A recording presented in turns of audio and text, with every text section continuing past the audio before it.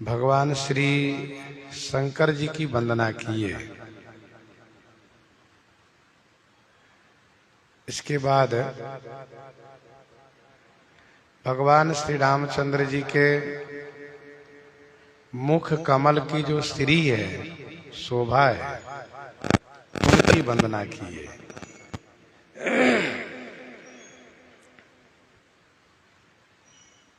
मुखाम्बुज श्री रघुनंदनस्य मे सदास्तु सा मंजुल मंगल प्रदा। मुखाम्बुज श्री रघुनंदनस्य में सदा मंजुल मंगल प्रदा।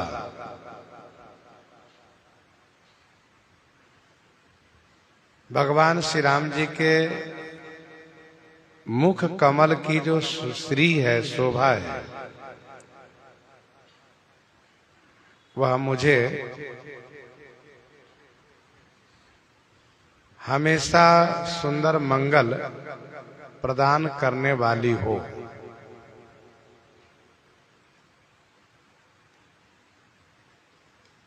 और इसके बाद तीसरे श्लोक में भगवान श्री रामचंद्र जी के स्वरूप को स्मरण करते हुए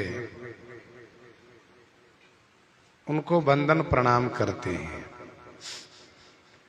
नीलांबुज श्यामल कोमलांगम सीता समारो पितवाम भागम। पाणौ महासायक चारुचापम नमामि रामम रघुवंशनाथम।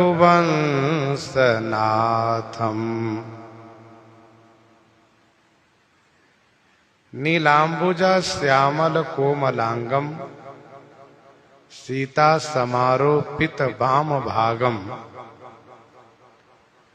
पाणौ महासायक चारुचापम नमामि रामम रघुवंशनाथम। नीलांबुज माने नील कमल के समान, श्यामल और कोमल जिनका अंग है।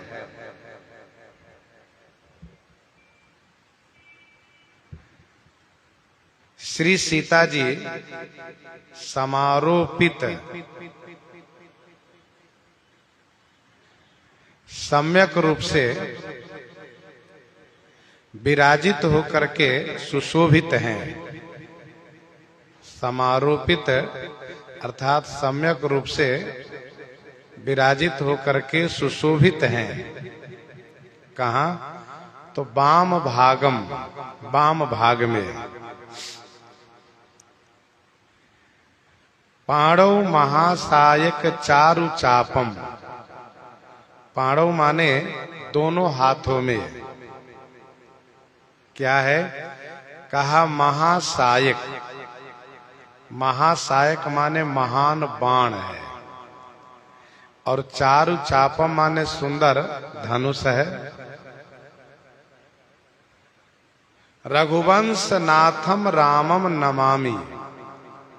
रघुवंशियों के नाथ स्वामी श्री राम जी को मैं नमस्कार करता हूँ, प्रणाम करता हूँ। तो नीलांबुज श्यामल कोमलांगम सीता समारोपित वाम भागम। पाणौ महासायक चारु चापम नमामि रामम रघुवंशनाथम। इस श्लोक में नमस्कारात्मक मंगलाचरण है। स्पष्ट रूप से गोस्वामी जी कह रहे हैं, नमामि रामम रघुवंशनाथम।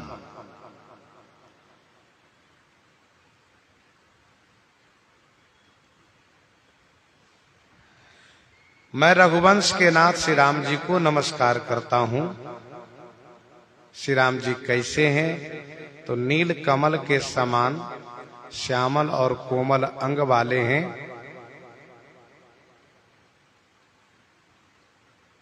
श्री सीता जी वाम भाग में सुशोभित हैं। दोनों हस्त कमल में सुंदर श्रेष्ठ बाण और धनुष विराजित हैं। मैं उन्हें श्री राम जी को प्रणाम करता हूं।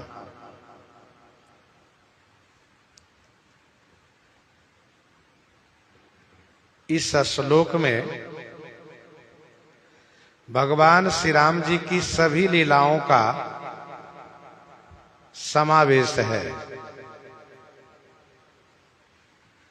यूं कह लीजिए कि सातों कांड की कथा इसमें समावेश है, समाहित है।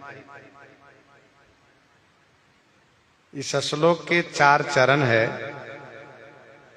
प्रथम चरण है नीलांबुज श्यामल कोमलांगम। इसका मतलब यह हुआ कि नील कमल के समान श्यामल कोमल अंग वाले हैं। ये कैसे हैं? कहा बाल रूप। बाल रूप श्री राम जी हैं। बालकांड की कथा इसमें समाहित हो गई। सीता समारोपित वाम भागम।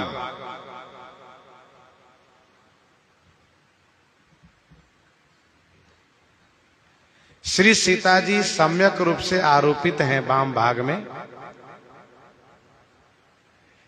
ये द्वितीय चरण है श्लोक का। इस चरण से श्री राम जी के विवाह लीला का संकेत है, विवाह लीला का समावेश है इस चरण में। और तीसरा चरण पाणव महासायक चारु चापम।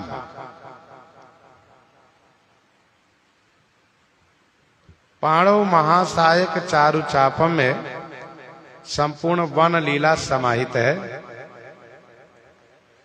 अयोध्या कांड, अरण्य कांड, किष्किंधा कांड, सुंदर कांड, लंका कांड। चौथा चरण श्लोक का है नमामि रामम रघुवंशनाथम। रघुवंशियों के नाथ राजा धीराज श्री राम जी को मैं नमस्कार करता हूं। तो इस चरण में उत्तर कांड की कथा समाहित है। अर्थात प्रथम चरण में बाल लीला, द्वितीय चरण में विवाह लीला, तृतीय चरण में रण लीला, वन लीला और चौथे चरण में राजलीला। इस प्रकार से इस श्लोक में भगवान श्री राम जी की सभी लीलाएं समाहित हैं।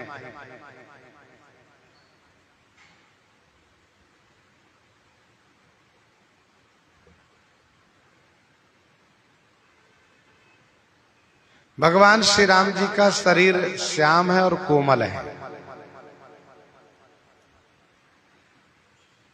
अर्थात बड़े ही कोमल उनका शरीर है, श्याम रंग है।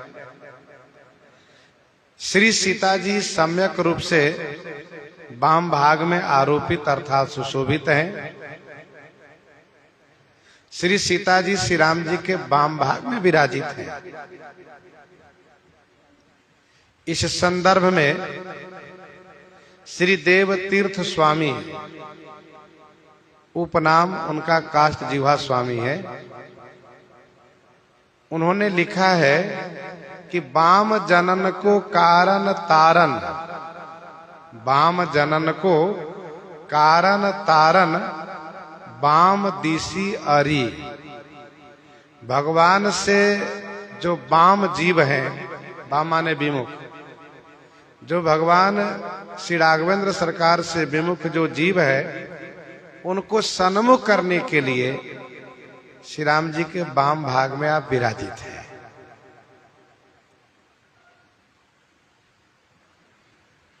वैसे जीवों के प्रति श्री सीता जी की असीम दया है और दया होना स्वाभाविक भी है, क्योंकि श्री सीता जी जगत माता है, जगत मात्र की माता है। जगदम्बा जानहु जी सीता।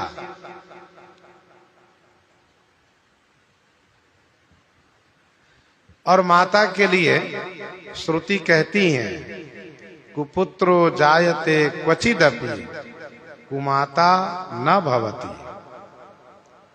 पुत्र भले कुपुत्र हो जाए, लेकिन माता कुमाता नहीं होती है।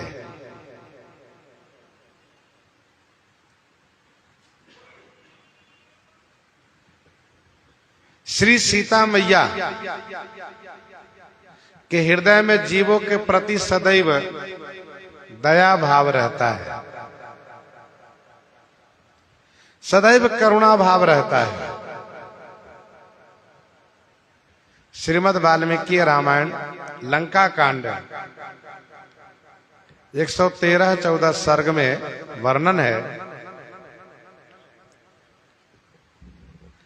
जब भगवान श्री राम जी रावण को मार करके विजय प्राप्त किए,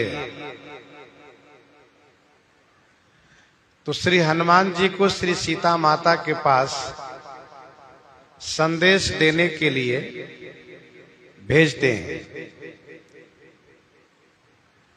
श्री हनुमान जी महाराज माता श्री सीता जी के पास पहुंचते हैं,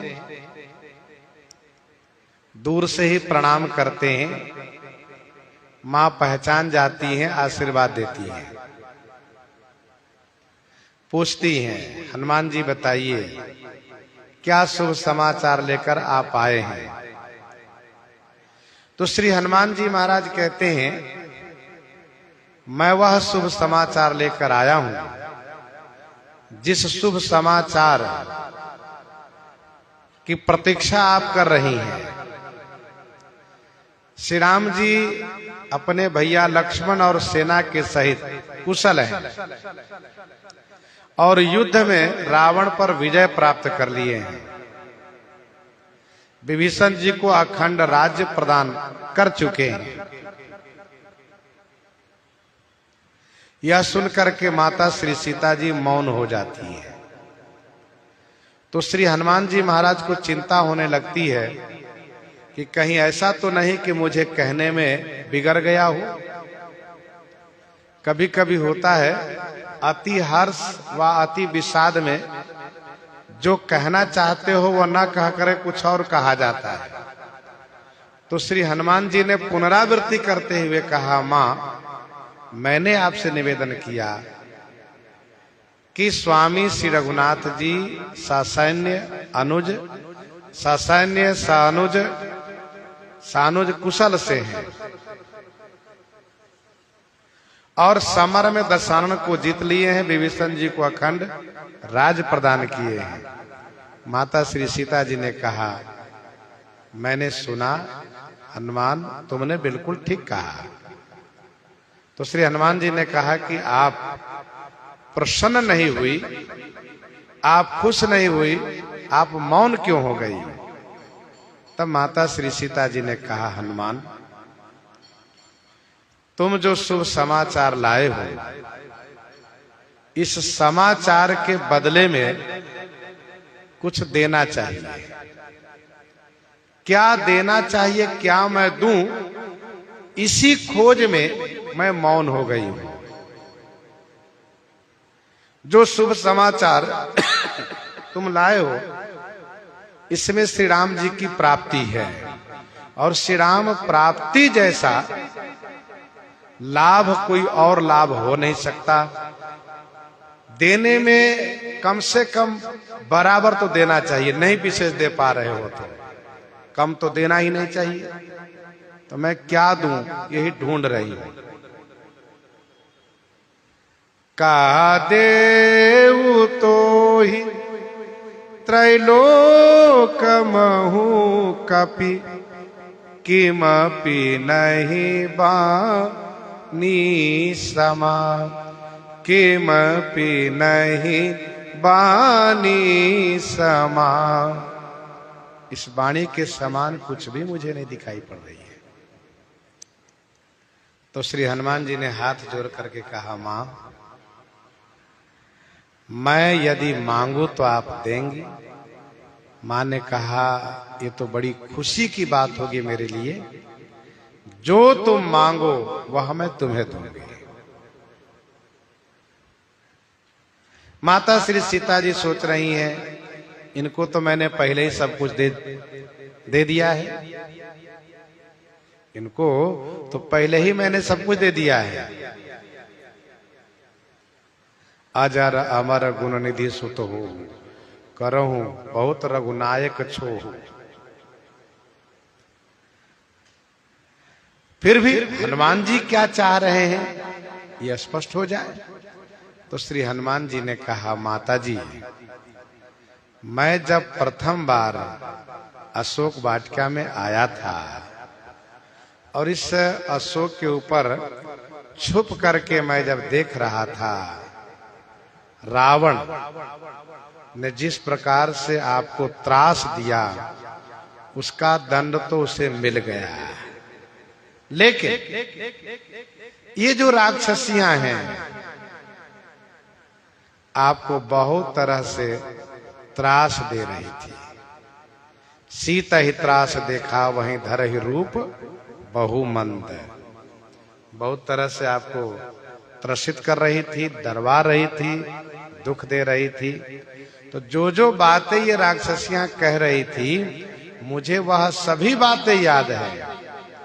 तो मेरी इच्छा है कि जो ये राक्षसियां कह रही थी, कोई कह रही थी कान काट लो, कोई कह रही थी कि नाक काट लो, कोई कह रही थी कि आंख निकाल लो, कोई कह रही थी हाथ काट लो। तो जो कह रही थी मुझे सब याद है, बस जो कह रही थी वही इनके साथ में बर्ताव करूं और उनको वही दंड दूं जो दंड देने की ये बात कर रही थी।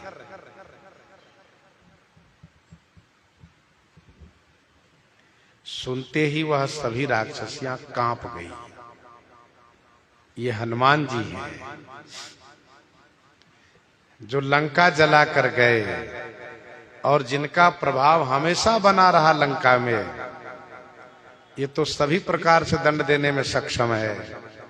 अब सब राक्षसियां घबरा गई, माता श्री सीता जी की ओर टुकुर टुकुर देखने लगी। माता श्री सीता जी ने कहा, हनुमान क्या कह रहे हो तुम? इन सब को दंड देने की बात? अरे नहीं नहीं,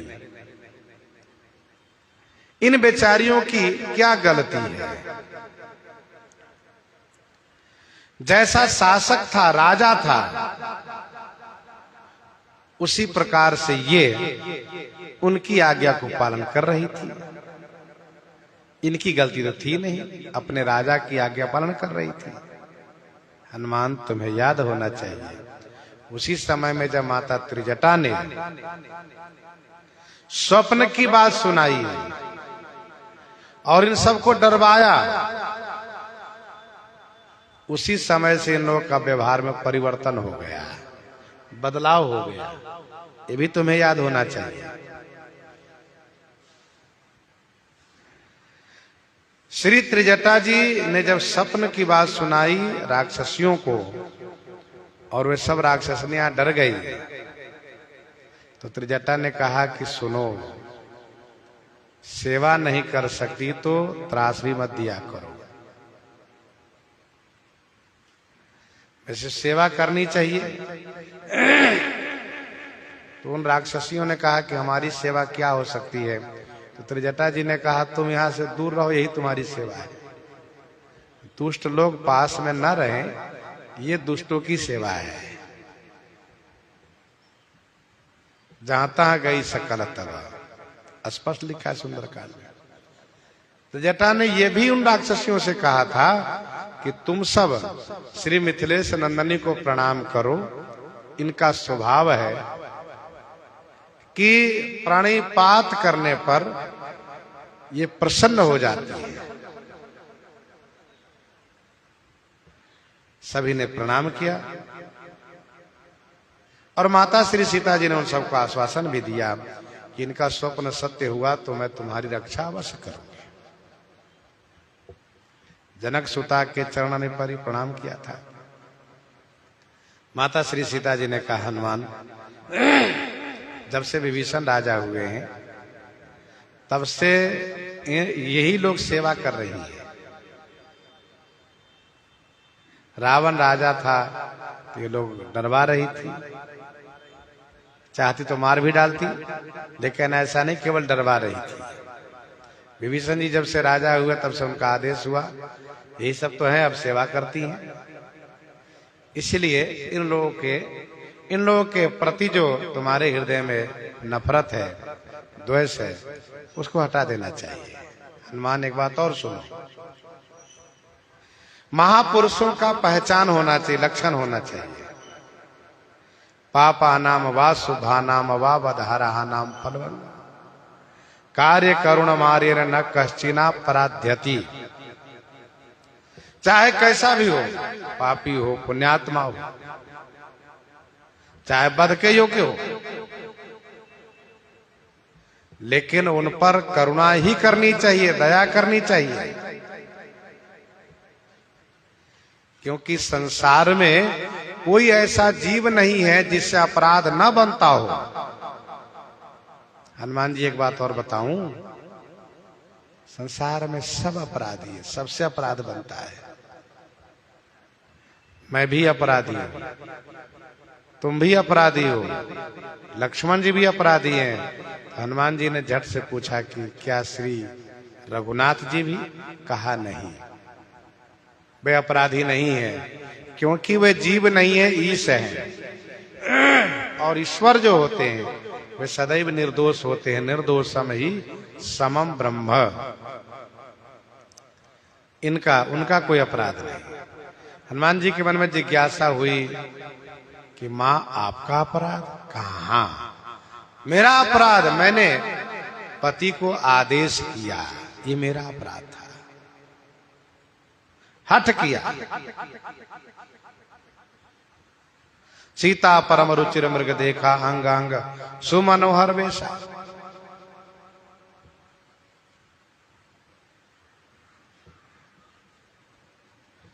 सुनो देव रघुवीर कृपाला, यही मृग करति सुंदर छाला। यदि पकड़ में आवे तो इसे बांध लाइए, पकड़ ले आइए, न पकड़ में आवे तो इसको मार करके छाल ले आइए। सत्य संध प्रभु बध कर यही आनव चरम कहती वैदेही। ये मेरा धर्म नहीं है। पतिव्रता नारी का मतलब नहीं कि पति को आदेश करे। लक्ष्मण जी का अपराध है, उनका अपराध है जब उनके स्वामी ने आदेश किया था कि सीता केरी करहु रखवारी। मैंने भले ही दुर्वचन कहे, कटु कहा मैंने, लेकिन उनको मुझे छोड़ के नहीं जाना चाहिए था। हनुमान जी, आपका भी अपराध है। क्या अपराध?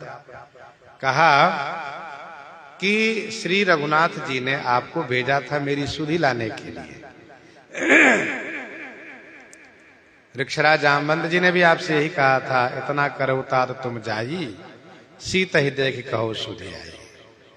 स्वामी ने कहा था, बहु प्रकार सीत ही समझायो, कही बल विरह बेगी तुम आयो। लंका जलाने के लिए किसी ने तो नहीं कहा था। आपने जो लंका जलाया ये आपका अपराध है। इसमें बहुत से निरपराधी भी मारे गए। माता श्री सीता जी ने कहा, हनुमान, कार्य करुण मार्य न कश्चिना पराध्यति। सब पर करुणा होनी चाहिए। एक बार एक बधिक बाघ के चपेट में आ गया और उसे लगा कि बाघ मुझे मार डालेगा। चूंकि वह बधिक था इसलिए झट से एक पेड़ पर चढ़ गया। एक पेड़ पर चढ़ गया, वृक्ष पर चढ़ गया। जैसे चढ़ता ऊपर गया, देखा ऊपर डाली पर भालू सो रहा है। तो बेचारा कांप गया। ऊपर भालू, नीचे बाघ। अब तो कुछ करते बनेगा नहीं। ऊपर गए तो भालू मारेगा, खाएगा, नीचे गया तो मैं बाघ खा जाएगा मुझे, अब मैं क्या करूं। वहीं दुबक करके बैठ गया। बाघ ने भालू से कहा, अरे भालू, ये बधिक है, मानव बधिक है, मौका पाकर कल तुम्हें मारेगा, कल हमें मारेगा। ये जंगल के पशुओं का शिकार करता है और ये पेड़ पर चढ़ गया है, तुम इसको ऊपर से गिरा दो, धकेल दो, इसको मैं खा करके चला जाऊं, मेरा पेट भर जाएगा, मुझे भूख लगी है। भालू ने कहा, सुनो बाघ, वृक्ष मेरा घर है, मैं इसी पर सोता हूं, जगता हूं, रहता हूं, और मेरे घर में आया हुआ शरणार्थी को मैं यहां से गिरा नहीं सकता हूं। ज्ञान की बात भालू ने की तो बाघ ने कहा, अच्छा अच्छा, लगता है तुम खाए हो ना, पेट भरा तुम्हारा, इसलिए तुम्हें ज्ञान की बात समझ में आ रही है। भालू थोड़ी देर के बाद सो गया, खर्राटे लेने लगा। तो बाघ ने मनुष्य को उकसाया, अरे वो मानव, उसका पेट भरा है इसलिए ब्रह्म ज्ञान छांट रहा है, ब्रह्म ज्ञान की बात कर रहा है, तुम उसको नीचे गिरा दो, धकेल दो, डाली हिलाओ, गिर जाएगा, मैं खा के चला जाऊंगा, तुम्हारी जान बच जाएगी। तो मनुष्य है, सोचा सचमुच ठीक है कह रहा है बाघ, तो डाली पकड़ के हिलाया, बाघ ऊपर से खिसका, गिरा, लेकिन भालू जो ऊपर से खिसका, भालू जो ऊपर से गिरा, तो भालू पेड़ पर चढ़ने बड़ा होशियार, वो जैसे तैसे दूसरी तीसरी डाली पकड़ करके फिर यथास्थान चला गया, बैठ गया। तब बाघ को मौका मिला कूटनीति चाल चलने का। बाघ ने कहा, भालू देखा, वही बात मैंने तुमसे कही, तुम मना कर दिया, वही बात मैंने इनसे कही, इन्होंने क्रियान्वित किया, तुम्हें गिरा दिया, अब तो इसे गिरा दो। भालू ने कहा, चाहे तुम कुछ भी कह लो, चाहे तुम कुछ भी कह लो, मैं इसे नहीं गिरा सकता, क्योंकि मेरे घर में आया है, ये मेरे शरणार्थी है। श्री किशोरी जी कहती, हनुमान जी ये बताओ, एक हिंसक पशु के हृदय में इतना दया हो सकता है, इतनी करुणा हो सकती है, तो हम तो मनुष्य हैं, हम भगवान के भक्त हैं, तो क्या हम लोग के हृदय में दया नहीं होनी चाहिए? देखो तो इन लोगों की ओर कांप रही है सब राक्षसियां, क्या इनको मारना चाहिए? हनुमान जी तुरंत प्रसन्न हो गए। हनुमान जी ने मन ही मन कहा, यह है जगत की माता, जगत जननी है, और सचमुच जो जगत माता का गुण होना चाहिए उन गुणों से समलंकृत है। और मैं तो कहता हूं कि इनके दरबार के सामने श्री राम जी का दरबार बहुत छोटा है। क्यों? श्री राम जी के दरबार में लिखा हुआ है मुख्य द्वार पर, क्या? निर्मल हो तभी आना, न तो मत आना, क्योंकि निर्मल मन जन सो मोहि पावा, मोहि कपट छल छिद्र न भावा। ये उनके दरबार में द्वार के ऊपर लिखा है, निर्मलता आवे तभी आओ। हरि निर्मल मल ग्रसित हृदय, असमंजस मोहित नावत। गोस्वामी जी कहते हैं, जय सर काग कंक बक सूकर, क्यों मराल तह आवत। तो इस प्रकार से श्री राम जी के दरबार और श्री सीता जी के दरबार में बहुत अंतर है। माता श्री सीता जी के दरबार में कोई शर्त नहीं है, कोई भी हो, कैसे भी हो, सब आ जाओ, श्री किशोरी जी सब पर करुणा करेंगे। ये बड़ी बात है। तो सीता समारोह पितबाम भागम, ध्यान दीजिएगा। वैष्णव जगत में हम लोग श्री संप्रदाय के वैष्णव कहे जाते हैं, अर्थात हम लोगों के संप्रदायाचार्य श्री जी हैं। हम लोगों के संप्रदायाचार्य श्री जी हैं और श्री जी की अनुकंपा के बिना हम रघुनाथ जी को पा नहीं सकते। आप देखिए तो श्री जी की कृपा कहां नहीं हो रही है। अनुकूल लोगों पर तो करुणा हुई ही, प्रतिकूल जैसे कि जयंत पर कृपा हुई, लंका की राक्षसियों पर कृपा हुई, विभीषण जी पर कृपा हुई, सुग्रीव पर कृपा हुई, सब पर उनकी करुणा होती है। तो सीता समारोपित वाम भागम पाणौ महासायक चारु चापम नमामि रामं रघुवंशनाथम।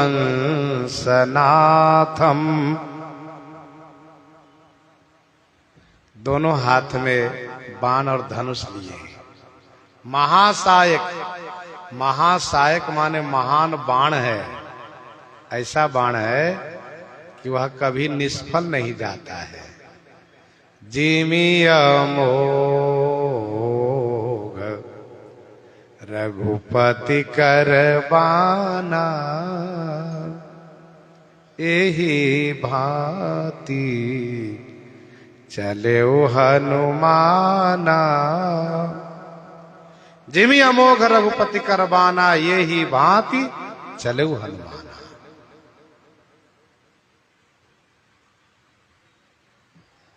तो महान बाण है श्री राम जी के हाथ में। महान सायक कहने का भाव ये तीर्थवत भी है। इस बाण रूपी तीर्थ में जो शरीर त्यागता है उसकी दुर्गति नहीं होती है, सुगति होती है। रघुवीर सर तीरथ शरीरनि त्यागी गति पई सही हो त्यागी गति पई सही।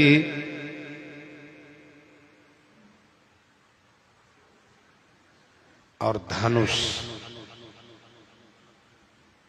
दिव्य सुंदर धनुष है जो कभी खंडित नहीं होता, धोखा नहीं देता। धनुष बाण धारे लखत दीन ही होत उछा। धनुष बाण धारे लखत दीन ही होत उछा। टेढ़े सुधे सबनी को है हरि हाथ निबाह। राजीव नयन राजीव नयन धरे धनुषायक। राजीव नयन धरे धनुषायक। भगत विपति भंजन सुख दायक। भगत विपति भंजन सुखदायक। सदैव धनुष बाण लिए रहते हैं सरकार। आप देखिए श्री राम जी का वनवास हुआ तो वनवास होने में मुनि वाला वस्त्र धारण कर लिए, मुनि वाला पात्र ले लिए, बन गए साधु बाबा। लेकिन धनुष बाण का त्याग नहीं किए। धनुष बाण साथ में लेकर चल रहे हैं। धनुष बाण श्री राम जी को बहुत प्रिय है। धनुष बाण को नहीं अलग करते, नहीं त्यागते, सदैव साथ में रखते हैं। श्रीमद् वाल्मीकि रामायण में कथा वर्णित है अरण्य कांड में भगवान श्री रामचंद्र जी अस्थि की ढेर देख करके मुनियों द्वारा यह जान करके कि यह सब अस्थि हड्डी ऋषि मुनियों की है, राक्षस लोग खा खा करके हड्डी ढेर लगा दिए हैं, तो श्री राम जी के नेत्रों में करुणा उमर आया और करुणा उमरने से तुरंत हृदय द्रवित हुआ और राक्षसों को भूमि से खाली करने के लिए, नष्ट करने का तुरंत संकल्प कर लिया। निश्चरहीन करौ मही, निश्चरहीन करौ मही, भुज उठाई पन कीन्ह, प्रतिज्ञा कर लिया। लेकिन किशोरी जी को अच्छा नहीं लगा। माता श्री किशोरी जी ने कहा, स्वामी आप एक तपस्वी का वेश बनाए हैं और आपने प्रतिज्ञा कर ली कि निश्चरहीन करो मही। ये तो वेश के विरुद्ध है, तपस्वी वेश में और इतनी बड़ी हिंसा, आपकी तो बड़ी बदनामी हो जाएगी, तपस्वियों की बड़ी आलोचना होगी, तपस्वी लोग हिंसक होते हैं, यह कहे जाएंगे। क्योंकि श्री सीता जी जगत माता है। स्वामी इन असुरों ने आपका तो कुछ नहीं बिगाड़ा है, फिर आप उनको मारने की प्रतिज्ञा क्यों कर लिए? एक बात मैं आपसे निवेदन करूं। सरकार ने कहा बताइए। तो श्री किशोरी जी ने कहा, स्वामी जी मनुष्य का विनाश 3 रास्ते से होता है। कौन कौन रास्ते? कहा प्रथम मिथ्या भाषण, झूठ बोलने से। दूसरा कहा परतीय रति करने से, परतीय गमन करने से। तीसरा कहा कुसंग में पड़ने से। चाहे जितना बड़ा वह व्यक्ति प्रतिष्ठित हो, प्रभावशाली हो, लेकिन इन तीनों में से एक भी रास्ता को चुन लिया तो उसका विनाश हो जाता है। झूठ बोलने से, और स्त्री में प्रेम करने से, और कुसंग में पड़ने से। मैं इस बात को विश्वास के साथ कह सकती हूं, गर्व के साथ कह सकती हूं कि आप में 2 दोष तो है नहीं। जैसे कि आप कभी झूठ नहीं बोलते हैं, रामो दूर ना भी भासते, श्री राम जी कभी झूठ नहीं बोलते। दूसरा, आप में परतीय व्रति वाला दोष नहीं है, पराई स्त्री के प्रति आप कभी कुदृष्टि डालते ही नहीं। मोहि अतिशय प्रतीति मन केरी, जही सपने पर नारी न हेरी। लेकिन स्वामी आप में तीसरा दोष है।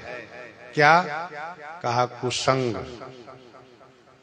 श्री किशोरी जो स्पष्ट करती हैं कि आप भी कुसंग में पड़े हैं, और इसी कुसंग के कारण आपने इतना बड़ा संकल्प लिया है कि मैं असुरों को संहार करूंगा, मारूंगा। श्री राम जी कह सकते हैं कि मेरा कुसंग क्या हुआ? साथ में लक्ष्मण जी हैं, साथ में आप हो, और कोई साथ में मेरे है नहीं। मैं किसी के पास बैठता नहीं, आप दोनों से अलग होकर के मैं कहीं बैठका नहीं लगाता, तो मेरा क्या कुसंग है? किशोरी जी कहती हैं कुसंग आप में है, जो आप अस्त्र शस्त्र लिए हैं, धनुष बाण, ये कुसंग है स्वामी। तपस्वी को हाथ में माला ही शोभनीय है, धनुष बाण नहीं। अच्छा स्वामी जी, इस धनुष को यहीं कहीं रख दीजिए, जब लौटेंगे वापस होंगे तो साथ लिए चलिएगा, नहीं तो बड़ी बदनामी होगी कि रघुवंश में श्री दशरथ जी का पुत्र श्री राम जी हुए, जिन्होंने पिताजी के वचन मान करके वन में जाकर के तपश्चर्या पूर्वक जीवन जीना शुरू किया, और वहां फिर बहुत बड़ी हिंसा किए, सब राक्षसों को मार डाले।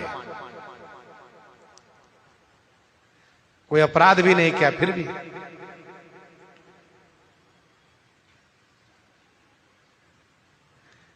कुसंग अस्त्र शस्त्र का, ऐसा नहीं कि चेतन का कुसंग, जड़ का भी कुसंग हो जाता है। हाथ में डंडा लिए हैं तो डंडे का कुसंग का प्रभाव पर कहीं ना कहीं ठोकेंगे, और कोई बात बिगड़ी तो डंडा से मारेंगे भी। हाथ में माला लिए हैं, आहा, तो माला का प्रभाव ये रहेगा, माला जपते रहेंगे, माला में मन लगा रहेगा। अब माला पूरा नहीं हो तो उस बीच में बोलेंगे भी नहीं, कितना अच्छा लगेगा। तो जड़ का भी कुसंग होता है। किशोरी जी ने कहा, स्वामी जी, एक बार एक तपस्वी की तपस्या से घबरा करके देवराजेंद्र उनके पास आकर के तलवार थाती रूप में रख गए, धरोहर रूप में। देवराजेंद्र राजकुमार के वेश में आए, अपने स्वरूप में नहीं आए, और धरोहर के रूप में तलवार बाबा जी को देते हुए यह कह गए कि महाराज जी, तलवार आप रखे रहे, वापस आऊंगा तो ले लूंगा। चले गए इंद्र। बाबा तपस्या कर रहे थे, भजन कर रहे थे। अब उनका थोड़ा ध्यान तलवार में लग जाता है। एक राजकुमार का तलवार है, इसकी रक्षा होनी चाहिए। तो अब नहाने के लिए जाते तो साथ में लिए जाते हैं। अब नहाने जाते हैं, एक हाथ में कमंडल, एक हाथ में तलवार लिए जाते हैं। एक दिन मन में आया कि रखे रखे भोथा जाएगा ये, तो कहा इसे कम से कम दातुन तो हम काट ले, अमनिया कर ले, दातुन अमनिया कर ले। बहुत बढ़िया दातुन बनाने में काम देता है ये तलवार। फिर थोड़े दिन के बाद आश्रम के आसपास जो झाल झंखाल था, सोचा इसी से अमनिया कर दे, काट दिया सब। बहुत बढ़िया है। अब नहाने वहाने जाते हैं, रास्ते में जहां कोई झाल झंखाल दिखता है उसको काट देते हैं। ये तो पेड़ पौधा काटना हुआ। अब धीरे धीरे वृत्ति इनकी बदलती चली गई। जैसे कोई जीव जंतु दिखाई दिया, धीरे से काट दिया उसको। कहा तो बहुत बढ़िया तलवार है। अब उनकी चित्त वृत्ति बदल गई। दातुन से छोटे छोटे जंतु और जंतु से जीव को काटने में प्रवृत्त हो गए। और जहां दो चार हिंसा हुई जीव जंतु की, कि इनका मन दूषित हो गया, भजन मन नहीं लगता है, बोलिए तलवार घूमते हैं। स्वामी जी, तलवार के कारण बाबा जी की तपस्या बिगड़ गई। इंद्र खुश हो गए, कहा जो मैं चाहता था हो गया। तो वैसे ही धनुष बाण के कारण आप जो है इतनी बड़ी प्रतिज्ञा की है, धनुष बाण ही छोड़ दीजिए। तब श्री राम जी ने कहा किशोरी जी से बड़े भाव से, हे प्रिय, यह धनुष बाण मुझे बहुत प्रिय है। मैं जब अवतार धारण किया तो निज आयुध लेकर के, निज आयुध भुजचारी, मेरे अवतार का कारण यह है, देवताओं ने प्रार्थना करी है तो मैंने उनको आश्वासन दिया है कि हरिओं सकल भूमि गरुआई है, और भूमि के बोझ है राक्षस लोग, उनको तो मैं मारूंगा ही। मारने के लिए वन में आया हूं, और इन दुष्टों के मारने से सब सुखी होंगे। विप्रधेनु सूर संतहिता लीन मनोज अवतार। श्री राम जी धनुष बाण के प्रियत्व को वर्णन करते करते यहां तक कह गए कि हे प्रिय, कदाचित लक्ष्मण जी न रहे तो भी मेरा काम चल जाएगा, और आप न रहे तब भी काम चलेगा। लेकिन धनुष बाण यदि मेरे पास नहीं रहा, मेरा कोई काम नहीं चलेगा। क्यों? कहा मेरा भक्त किसी समय यदि पुकार किया आर्त होकर के, और मैं वहां खाली हाथ जाकर क्या करूंगा? इसलिए मैं धनुष बाण अपने भक्तों की रक्षा एवं दुष्टों के संहार के लिए ले रखा हूं। इसलिए धनुष बाण का त्याग मैं नहीं कर सकता। तो पाणव महासायक चारु चापम, कथा के क्रम में यह है कि श्री राम जी ने कहा कि हे प्रिय, आप चिंता न करें, जब वो अपराधी दिखाई देंगे, उनका अपराध प्रमाणित होगा, तभी मैं मारूंगा। परिणाम ये हुआ कि थोड़े दिन के बाद ये रावण श्री सीता जी को हरण कर लिया। अब श्री सीता जी को ले गया, तब तो अपराध प्रमाणित हो गया। फिर भी श्री राम जी लीला करते हुए रावण को बचने का मौका भी दिए, लेकिन रावण ने माना नहीं। तो एक संत जी ऐसा कह रहे थे कि श्री सीता मैया ने देखा कि स्वामी अपनी प्रतिज्ञा से पीछे हटेंगे नहीं, स्वामी का संसार में कलंक न हो, इसलिए असुरों को अपराधी बनाने के लिए स्वयं लंका जाने का मन बना ली। यदि स्वयं जाने का मन न बनाती तो रावण में व असुरों में इतनी हिम्मत नहीं थी, इतनी शक्ति नहीं थी कि श्री सीता मैया का हरण वह कर ले जाता। पाणव महासायक चारु चापम नमामि रामम रघुवंशनाथम।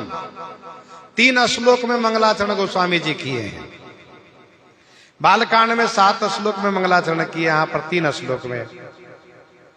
अरण्य कांड में और किष्किंधा कांड में 2-2 श्लोक में ही मंगलाचरण है। कहने का भाव ये है कि श्री राम जी अयोध्या कांड में 3 वन को प्रस्थान करेंगे, आप स्वयं, माता श्री सीता जी और भैया लक्ष्मण जी। गोस्वामी जी 3 श्लोक में मंगलाचरण किए। अरण्य कांड में श्री सीता मैया का हरण होता है, इसलिए 2 श्लोक में मंगलाचरण। किष्किंधा कांड में खबर मिलती नहीं है, सुंदर कांड में जाकर खबर मिलती है, फिर वहां से 3 श्लोक में मंगलाचरण शुरू किया जाता है।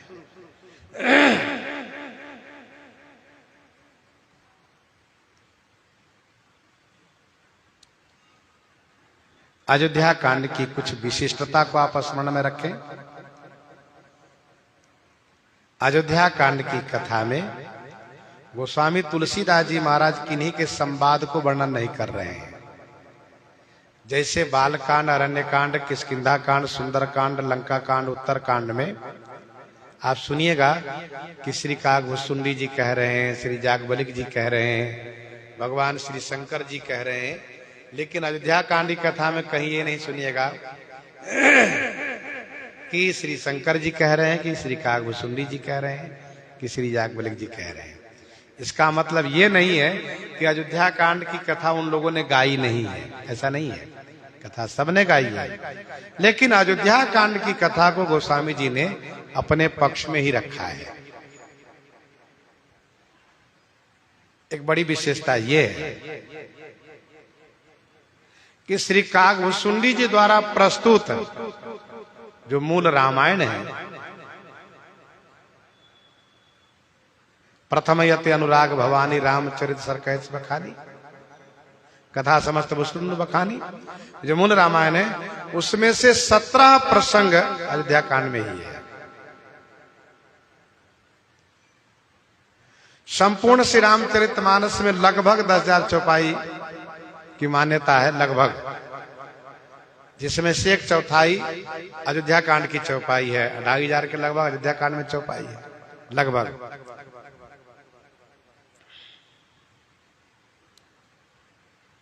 8 चौपाई, 1 दोहा, कहीं कहीं कारण पा करके 9 चौपाई व 7 चौपाई है, लेकिन अधिकतर प्रायः 8 चौपाई, 1 दोहा।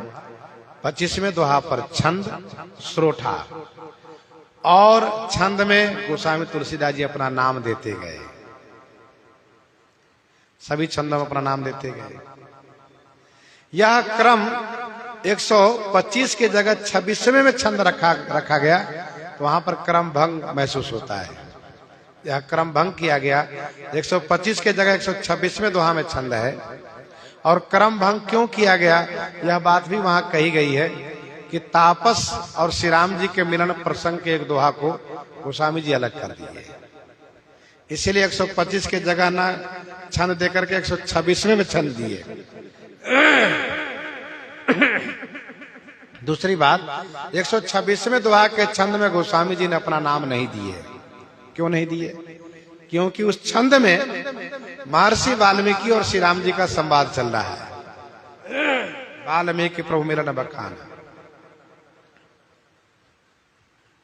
महर्षि वाल्मीकि जी कह रहे हैं,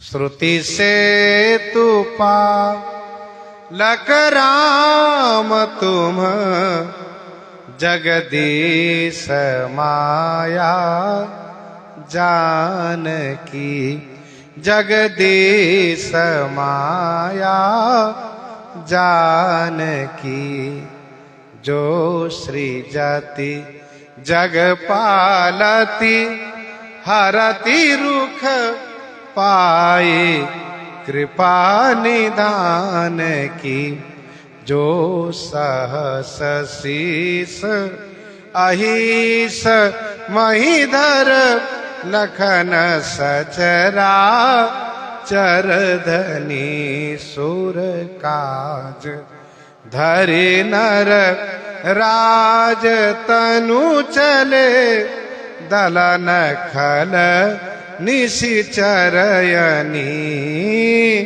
दलन खल निशिचरनी।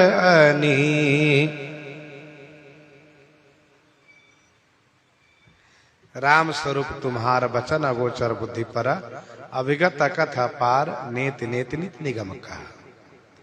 गोस्वामी जी ने अपना नाम न दे करके मानो संकेत ये किए कि मैं ही वाल्मीकि जी का अवतार हूं, और जब मैं ही वार्ता कर रहा हूं श्री वाल्मीकि जी के रूप में, तो फिर तुलसी नाम देने कोई मतलब ही नहीं है। इसलिए उन्होंने अपना नाम नहीं दिए वहां पर। भगवती श्री पार्वती जी के जो 14 प्रश्न है, भगवती श्री पार्वती जी के जो 14 प्रश्न है, उसमें से यह जो एक प्रश्न है कि राज तजा सो दूषण का ही, इसी प्रश्न के उत्तर स्वरूप अयोध्या कांड की समग्र कथा है, अयोध्या कांड की संपूर्ण कथा है। तो यह है अयोध्या कांड की विशिष्टता। आगे सुनिए। श्री गुरु चरण सरोज रज, श्री गुरु चरण सरोज रज, निज मन मुकुर सुधारी, बरनौ रघुबर विमल जस, जो दायक फल चारि, जो दायक फल चारि। श्री गुरु चरण सरोज रज, निज मन मुकुर सुधारी, बरनौ रघुबर विमल जस, जो दायक फल चारि।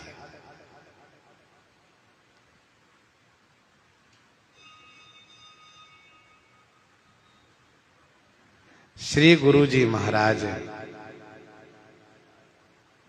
श्री गुरुजी महाराज के चरण सरोज की रज से निज मन मुकुर सुधारी, निज माने अपना, मन रूपी मुकुर माने दर्पण, शीशे को, ऐना को, सुधारी माने साफ करके, रघुबर विमल जस वर्णौ, रघुबर के विमल माने निर्मल जस को वर्णन करता हूं, जो रघुबर जस चारों फल को देने वाला है, जो दायक फल चारि।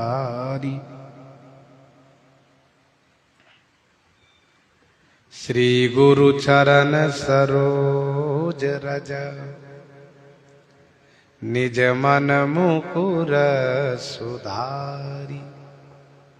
शीशे में जब मैल बैठता है तो उसको रूखी वस्तु से साफ किया जाता है।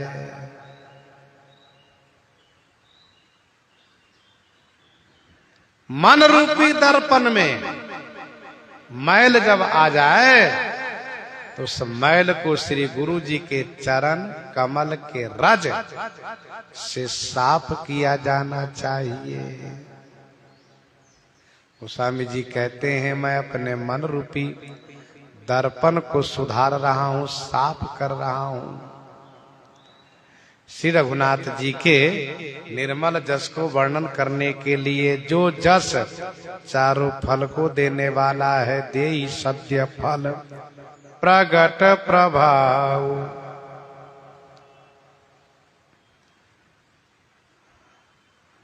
मन रूपी दर्पण मलिन हो जाता है। कब? जब विषय का संग करता है। काई विषय मुकुर मल लागे, मुकुर मलिन यरु नयन विहीना। काई विषय मुकुर मन लागी।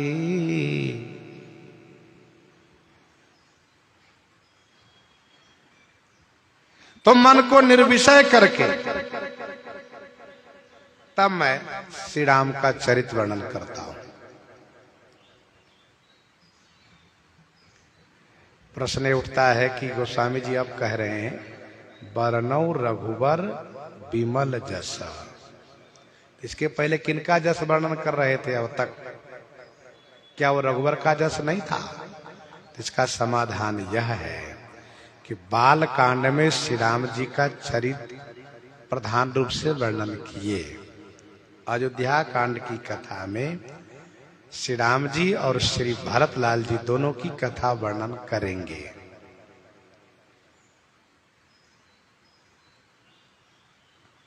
दोनों ही कथा कहेंगे। और रघुवर का मतलब हुआ चारों भाई से। रघुवर माने चारों भाई का अर्थ होगा।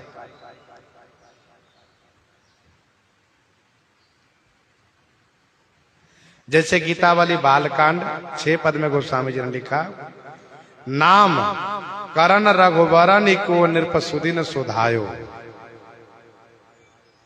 रघुवर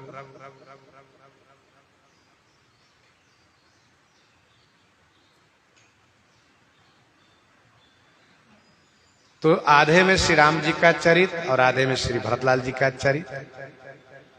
श्री भरतलाल जी का चरित्र कहना है, इसीलिए गुरु जी से एक बार और कृपा प्राप्त कर रहे हैं। पहले विवेक रूपी नेत्र को निर्मल किया है। तेहि करी विमल विवेक विलोचन, तेहि करी विमल विवेक विलोचन, बरनौ रामचरित भव मोचन।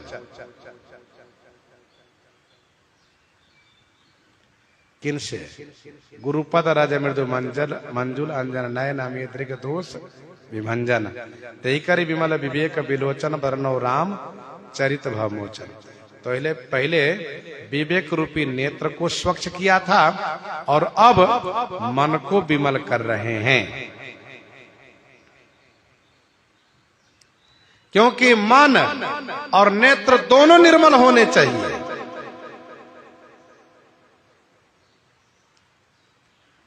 नेत्र विमल होगा तो बाह्य वस्तु देख पड़ेगी, नेत्र जब निर्मल होगा तो बाह्य वस्तु दिखाई देगी।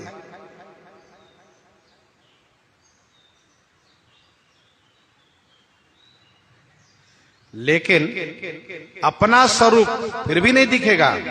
अपना स्वरूप देखने के लिए मन स्वच्छ होना चाहिए।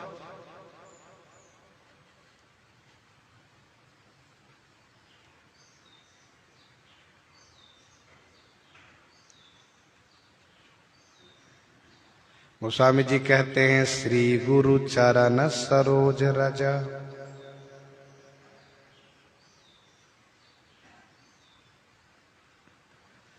श्री कहने का भाव यह है कि गुरु जी महाराज श्रीमान है, श्री से संपन्न है।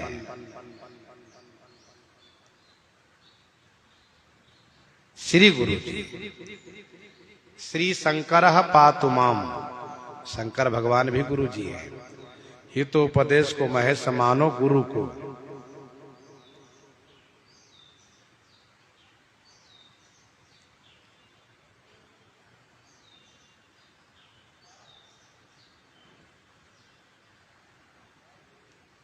गुरु जी का चरण कमल है और कमल में श्री लक्ष्मी जी का निवास है।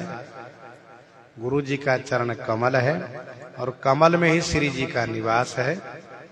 श्री गुरु चरण सरोज रज, इसलिए गोस्वामी जी ने कहा।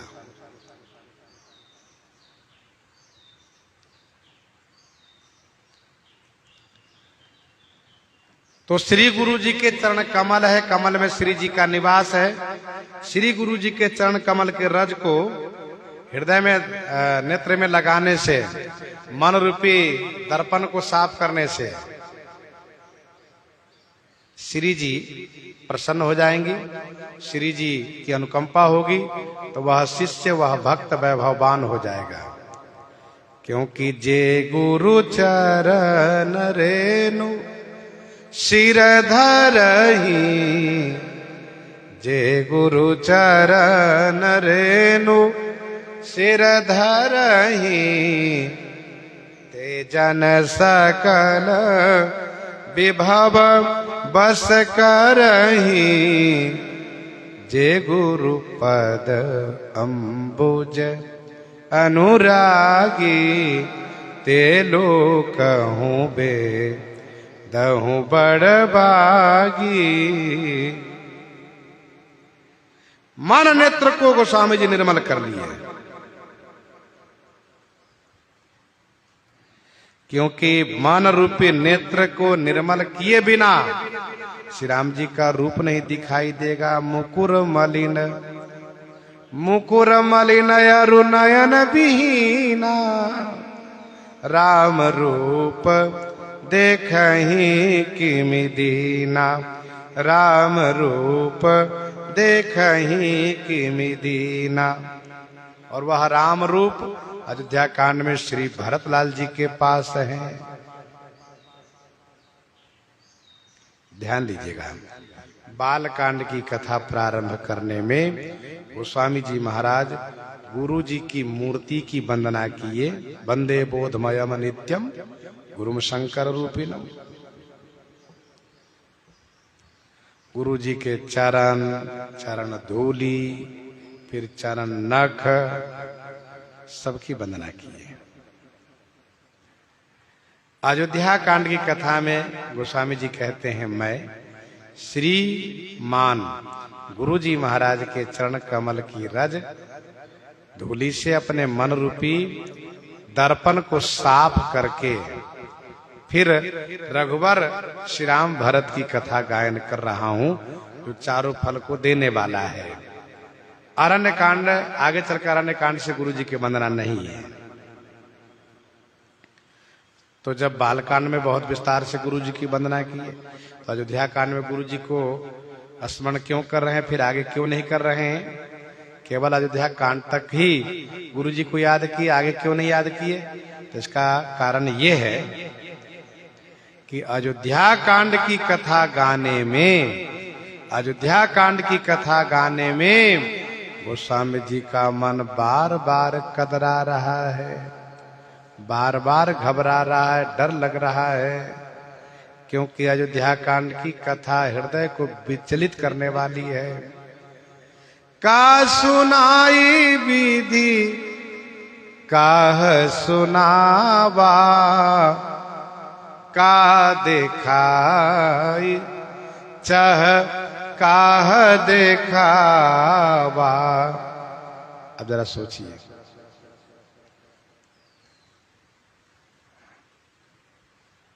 का सुनाई विधि काह सुनावा, का दिखाई चह काह दिखावा। उस प्रसंग को हम कैसे कह ले जाएंगे? इसीलिए गुरु जी की कृपा चाहते हैं, उनके चरण कमल के रस से मन रूपी दर्पण को साफ कर रहे हैं।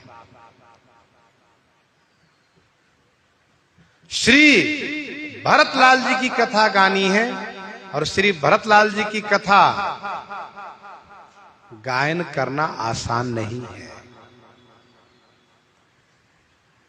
श्री भरतलाल जी महान भागवत शिरोमणि हैं,